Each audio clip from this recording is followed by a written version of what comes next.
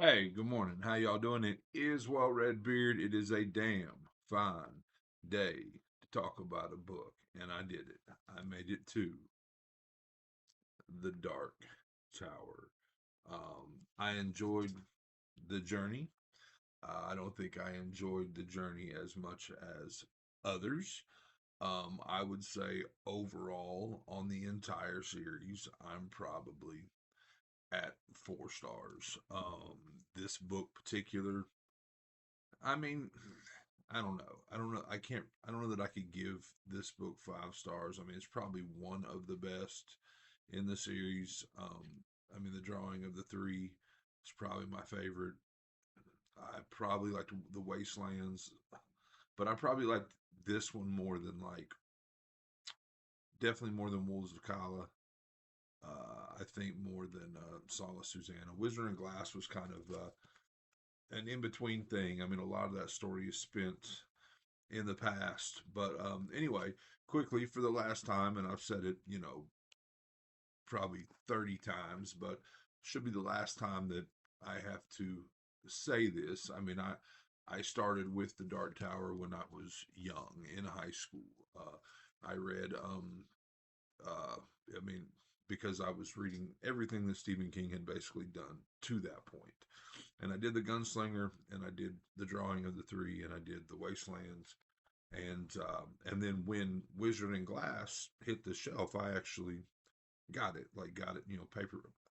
paperback. So I don't, anyway, got it and read that one like when it came out, and then I never came back. I never came back to um, the Dark Tower. I kept up with Stephen King stuff throughout the years for the most part. There have been some other books that I've had to catch up on in the last couple years, but for the most part, I kept up with what Stephen King put out each year. But I never went back to the Dark Tower series. 3 or 4 years ago, I reread the first three: the Gunslinger, the Drawing of the Three, and the Wastelands, and I stopped again. And then maybe a year ago, I did those three again in audio. I did Wizard and Glass, and I've done the final three books and went through the keyhole. So I've done all 8 books, and but I did the first three times. I did Wizard and Glass twice, and so on and so forth. So that's really my Dark Tower journey. I had to go back and start at the beginning um, multiple times, which is kind of funny based on the way this book ends. Now, this book has 3 endings in my mind, and we'll get to that in a little bit. I'm not going to do a deep dive here, and I mean I am going to do a bit. I'm going to tell you the I guess the major plot points of this book, but I'm not going to do a deep dive. And I will probably make mistakes as far as the links between, or I'll miss things as far as the links between this book and all the other King books, because there's a lot of it. There's a lot of stuff that links to everything else, and again, this is I think that was kind of the effort here was to tie as much of his stuff together into this massive 7 book fantasy western as possible.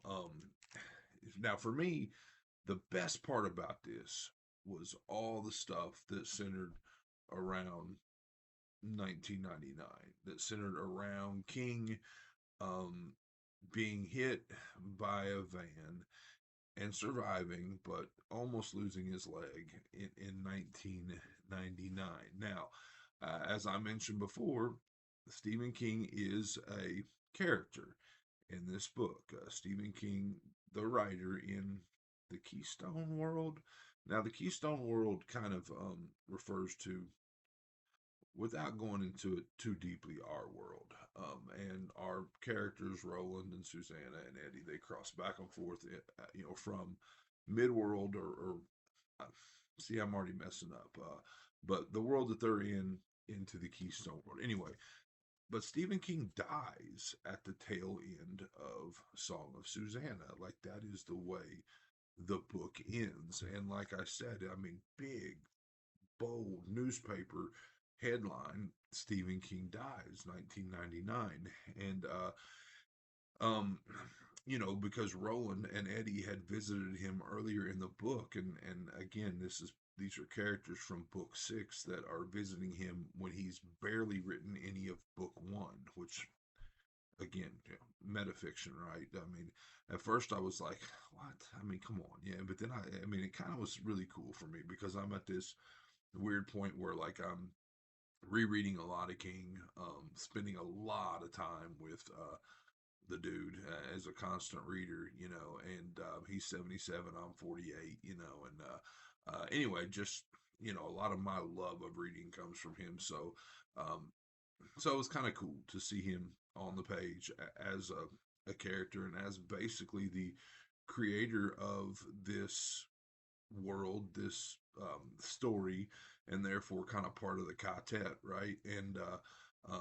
But I did go back and forth with that a little bit. But anyway, at the end of Song of Susanna, Stephen King dies. So in this book, they go back and they intervene enough to where he's just hit and severely injured, right? And then he, at this point, like at the end of Song of Susanna, again, not to spend too much time on that, it goes through him writing, like up through book 4, up through Wizard and Glass, and then this happens, and so they go back and they save him so he can basically tell the rest of the story. Um, but there's, the major points of this is, at the end of Song of Susanna, we end on a couple major cliff notes. We end on a couple major cliffhangers. Oh, that's not too bad. I was like, where did cliff notes and cliffhangers? And that is, Mia, Odetta, Susanna, and giving birth to Mordred. Man, I'm getting a lot of messages here. Hold on, let me turn this volume down.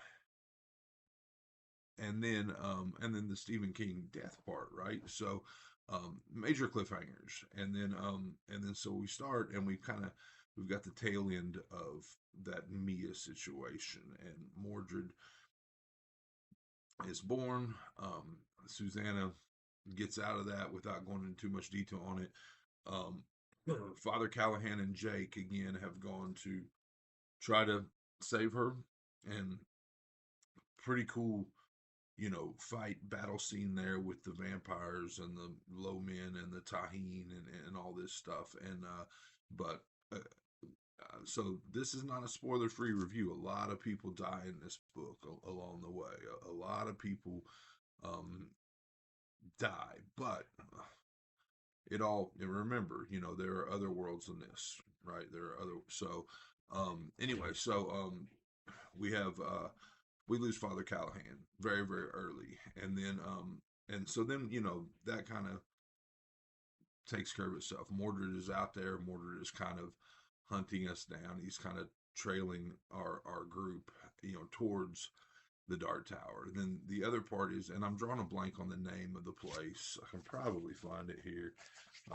But there is a station where they are trying to, where the breakers um, are trying to break down basically the beam reality, the Dark Tower, and they have to take this place out, and so our crew goes to, oh yeah, I forgot about that, Mordred. In another scene, we experience, the death of Randall Flagg, I mean, he's got other names, but I'm always going to go back to Randall Flagg. Another thing I will say is that, like, I didn't love no offense to the artist, I didn't love the art in Song of Susanna and some of the others. Like, I felt like the art um, got way more abstract, but the art in this one was just absolutely wonderful. And I think I read somewhere that the artist that did the first book is the same artist that did this last book, which, if that's the case, that's pretty cool. Anyway, so there's a battle scene with the Breakers, and again, I don't know the name of the place. It's should know it. Just phenomenal art. Look at this. Um, anyway, and so that we go through that, and in that scene we lose Eddie Dean, and then again, like I've already mentioned, we go back to save Stephen King. In that part, we lose Jake, and and a lot of loss and things like that. So it ends up being only Roland and Susanna going on towards the Dark Tower, and we run into a character named Dandelo, um, that is very very reminiscent of. I mean, it's supposed to be a Toadash monster, very very reminiscent of Pennywise from It. Like it drops major eggs. Like there's one thing that references like he like a clown appearance, a clown like appearance, unless I'm just was dreaming or something. But I swear, and so there's that relationship there, and but we escape that and we save Patrick, and I should have been more prepared. I'm drawing a blank on his last name, but Patrick is a character from Insomnia. Um, and there's also other characters. Ted Brodigan plays a huge part in the part with the Breakers, and it's like it's almost like I mean, in my mind, it's almost like a military camp for these people that are trying to break down the beam or whatever. But anyway, Ted Brodigan plays a major part, and Patrick is an artist that can draw things basically into existence. So anyway, it's we find Patrick in Dandelo's basement. He's been keeping him there, feeding off of his emotions. Anyway, so we're going towards the Dark Tower, and eventually we go along, and then there's a big battle scene with Mordred. Mordred finally catches up. Mordred is the son of Roland and the Crimson King, and Susanna slash Mia, and something else. But he has a red father is Crimson King, white father is Roland, and so on and so forth. But he's this, you know, villainous thing that can turn into a spider. For me, it was cool, and I'm sure there's a deeper meaning. But like, um, to go through all the effort to create him, like for me, like his ending was just like, I mean, uh, kind of felt the same way about Randall Flagg a little bit, but so anyway, so we have a battle scene with Mordred. We lose another character there, or another friend from the quartet for sure there. And then we're still advancing towards the dark tower. Now, eventually, Susanna leaves. She leaves Roland. She does not go on to the Dark Tower. Now, I will say that all the way through this series, I really figured that Roland would not make it to the tower. I figured it would be like a biblical Moses type thing where Moses was not allowed to, or did not, I mean, he led people there, but he did not get to go to the promised land. I kind of figured that that was going to be the case here with Roland. That's not the case when he actually goes to the Dark Tower. It's just him and Patrick. And now I'm not going to tell you how the battle with the Crimson King goes. Um, while I get the cool thing about creation and writing or drawing things into reality, um, for me, the Crimson King, being able to be handled in the way he was handled. And I get it. I mean, we've been setting this up or whatever, but for me, it was just kind of like, really, I mean, this has got to be more difficult, right? Um, and so anyway, there's this big showdown with the Crimson King and Dark Tower. We've been waiting 7 books. We've been waiting to go into this Dark Tower, and we go into this Dark Tower, and basically on every level there is something that represents, in my mind, or it says it, but death or loss. I mean, like I think on the first floor is like some of Roland's baby clothes, so the death of childhood, and then like on the next floor is like the collar of his dog he had when he was a kid, and so just every step of the way represents the end, represents death, represents loss, and again, remember we've lost a lot of things in these last 900 pages, but So we get to the top eventually, and that's where I will leave you because I will not tell you how it ends. But it cuts off at a point, and then again, Stephen King comes in this coda section at the end and tells us that you can stop here. I mean, this is so the endings for me were, hold on, let me look real quick. I mean, there's an ending with Roland basically getting to the tower and conquering the Crimson King and not entering, and you're like, that's it. We're never even going to walk in the door to the Dark Tower. So that's ending one. Ending two, I told you Susanna left Roland and went back to a version of New York, and we see what's up with Susanna. And in this world that she has gone to, Eddie is still alive, Jake is still alive, and there's a bit of happily ever after doesn't exist, but there was happiness. It says something like that in the book. So there's ending two, and then ending three. Stephen King basically tells us, look, you can stop here. You probably will not like the rest of this. You probably won't. So I'll tell you that Roland does not die. Okay, but the ending is circular in quality, and a bit of a punch in the mouth and a bit of a really, and but it was cool. Like I liked it. Like for me, it was kind of cool.